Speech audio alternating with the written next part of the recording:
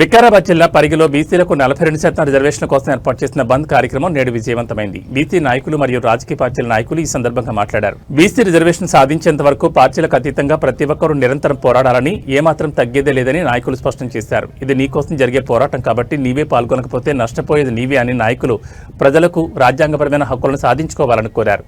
బంద్కు ఒక రోజు ముందే పరిగిలో రౌండ్ టేబుల్ సమావేశం నిర్వహించి ప్రజలను సన్నద్ధం చేశారు. నేడు పరిగి బస్టాండ్ నుంచి హైదరాబాద్ రోడ్, కొడంగల్ రోడ్, వికారాబాద్ రోడ్తో సహా అన్ని వైపుల బంద్ నిర్వహించారు. ఈ నిరసన దాదాపు మధ్యాహ్నం 2 గంటల వరకు కొనసాగింది. పరిగి ఎమ్మెల్యే రామ్మోహన్ రెడ్డి ఈ సందర్భంగా మాట్లాడుతూ కాంగ్రెస్ పార్టీ నిబద్ధతతో బీసీ రిజర్వేషన్ కోసం పనిచేస్తుందని తెలిపారు. మాదిగ వర్గీకరణ కోసం మందకృష్ణ మాదిగ దాదాపు 20 నుంచి 30 సంవత్సరాలు పోరాటం చేసిన విషయాన్ని గుర్తు చేస్తూ అదేవిధంగా బీసీలు కూడా తమ హక్కుల కోసం ఇంకా పోరాటం చేయాలని ఆయన పిలుపునిచ్చారు.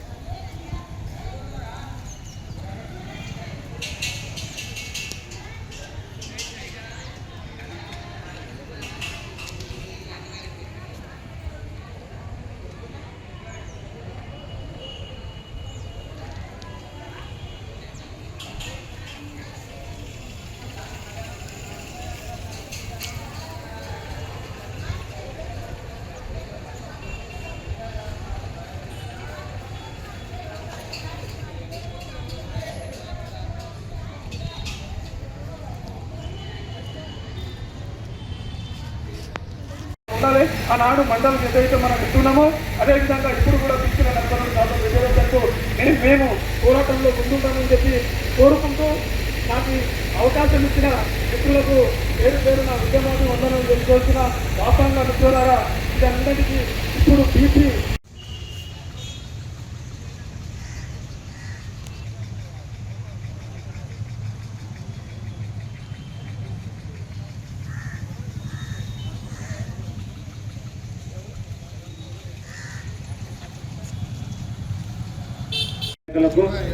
అదేవిధంగా వివిధ కుల బంధువులందరికీ ధన్యవాదాలు తెలియజేస్తూ ఈ యొక్క బంధువుకు సహకరించినటువంటి పోలీస్ సిబ్బందికి అదేవిధంగా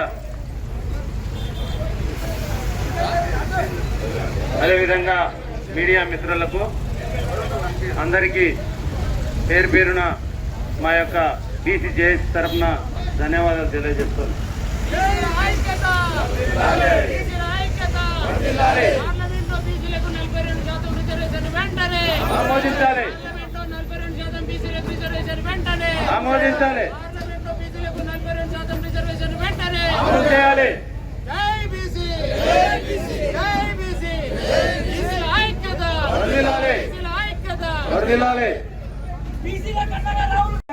గతంలో కూడా మీకు తెలుసు, మందకృష్ణ మాదిగ గారు అతను ఎస్సీ వర్గీకరణ గురించి 20 ఏళ్ల పోరాటం చేసిండు. ఒక్క రోజులో కాలేదు. ఆ 20 ఏళ్ల పోరాటంలో సుప్రీంకోర్టు ద్వారా ఆర్డర్ వచ్చింది. అంతకుముందు ఎన్నో రాష్ట్రాల్లో ఎన్నో కోట్లలో కొట్టేసిండు. కానీ ఫైనల్ గా ఆర్డర్ వచ్చింది. ఆర్డర్ వచ్చిన తర్వాత మన ముఖ్యమంత్రి రేవంత్ రెడ్డి గారే దేశం మొత్తం మీద తెలంగాణ రాష్ట్రంలోనే ఆ యొక్క ఎస్సీ వర్గీకరణకు సంబంధించిన చట్టాన్ని అమలు పరచడం జరిగింది. ఇది కాంగ్రెస్ పార్టీ యొక్క చిత్తశుద్ధికి కారణం. మరి గతంలో ఏళ్ళ పాలకులు ఎందుకు చేయలేదని చెప్పి అడుగుతున్నా. వాళ్ళకి అవకాశం లేకుండా మరి ఈ జీవో ఎందుకు చేయలేదు? వాళ్ళకి చేత కాకుండా. కాబట్టి మేము అంకురార్పణ చేసినాం, రోడ్ మ్యాప్ తయారు చేసినాం. ఈ రోడ్ మ్యాప్ ను మీరు సహకరించండి, ముందుకు తీసుకెళ్ళండి. మనమందరం కలిసి అనగారిన వర్గాలైనటువంటి బీసీలకు రాజ్యాధికారంలో భాగం కల్పిస్తామన్న విషయాన్ని కూడా మీకు అందరూ కూడా తెలియజేస్తూ సెలవు తీసుకుంటున్నాం. ఖచ్చితంగా వాళ్ళకి రావాల్సినటువంటి హక్కులను వారికి దక్కే వరకు కూడా మనం అందరం కూడా పోరాడాలని చెప్పేసి రాజకీయాలకు అతీతంగా కూడా అదేవిధంగా వ్యక్తిగతలకు మతాల కులాలకు అతీతంగా కూడా ఈ యొక్క మన ఏదైతే ఉద్యమం ఉందో దానికి సంపూర్ణంగా మనం అందరం కూడా మద్దతు తెలియజేయాలి. అన్ని వర్గాల వారు కూడా ఇందులోపల కలిసి రావాలని నేను విజ్ఞప్తి చేస్తున్నా.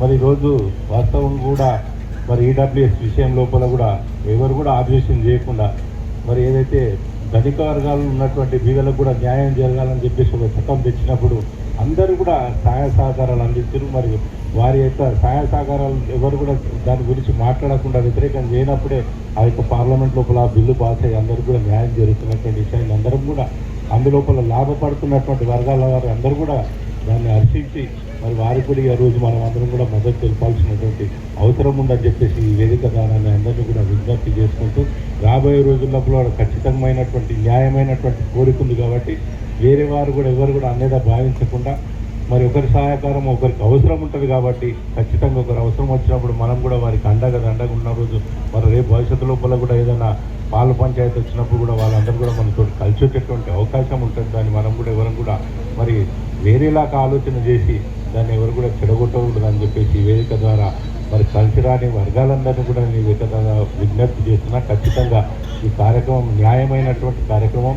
మరి ఈరోజు 42% వస్తుందా, ఇంకెక్కువ వస్తుందా, ఇంకేది వస్తుందా అనేది ఖచ్చితంగా ప్రభుత్వాలు అనేవి ఉన్నాయి, తేలుస్తుంది. కానీ ఏది వచ్చినా కూడా దాన్ని అడ్డుకోకుండా సవ్యంగా అది ముందుకు పోయే విధంగా మనమందరం కూడా మద్దతు తెలపాలని చెప్పేసి ఈ సందర్భంగా ఈ వేదిక ద్వారా కోరుకుంటూ ఈ యొక్క కార్యక్రమం ఇక ముందు కూడా ఎలాంటి ఈ యొక్క 42% రిజర్వేషన్ ప్రక్రియ లోపల భాగంగా మీ ఏ కార్యక్రమం చేసినా కూడా ఖచ్చితంగా సంపూర్ణంగా మరి ఎలాంటి కల్మషం లేకుండా మా మద్దతు తప్పకుండా మీకు 100% ఉంటుందని చెప్పేసి ఈ సందర్భంగా వినవించుకుంటూ ఈ అవకాశం ఇచ్చిన మీ అందరికీ కూడా పేరు పేరు ధన్యవాదాలు తెలుసుకుంటున్నాను.